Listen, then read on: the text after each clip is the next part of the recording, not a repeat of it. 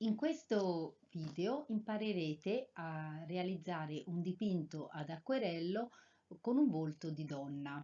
Lavoreremo molto anche sullo sfumato. Ci sono delle parti bianche che io ho provveduto a salvaguardare mettendo il mascheramento fluido. Va applicato e poi bisogna aspettare che asciughi prima di intervenire con l'acquerello. Non ho bagnato molto il fondo perché non voglio che il colore si spanda troppo. Ho bagnato solo la parte circoscritta alla zona intorno al volto e uso il colore molto diluito, prendendolo come sempre direttamente dalla pastiglia in godè, appoggiando il colore prima su una tavolozza e rendendolo ben diluito però appunto sulla tavolozza. Vado a fare tutto quello che è lo sfondo, aggiungendo e intensificando in alcuni punti i toni in base alla colorazione che desidero dare. Ricordatevi che l'acquerello in fase di asciugatura diventa molto più chiaro.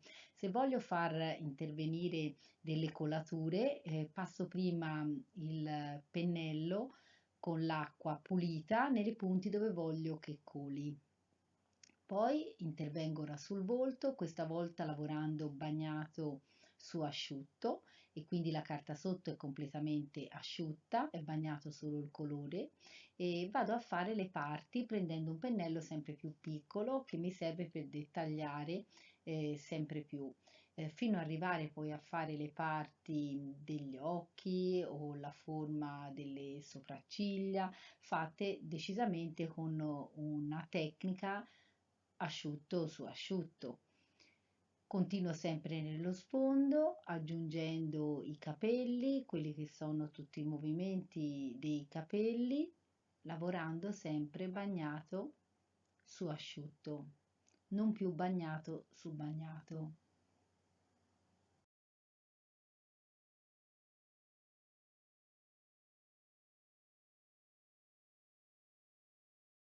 Vado a dettagliare sempre più tutti gli elementi con un pennellino ancora più sottile, ancora più fine e per rendere gli occhi languidi vanno fatti leggermente socchiusi, non con le pupille molto aperte e non con gli occhi sgranati, altrimenti non si ottiene questo senso di delicatezza. Vado ancora di più a dettagliare i capelli scegliendo un grigio di penno, se no se avete un nero o se no potete ottenere un grigio scuro anche con un blu oltremare e un marrone oppure un terra di siena bruciata, insistendo più col blu oltremare ottenete un grigio scuro.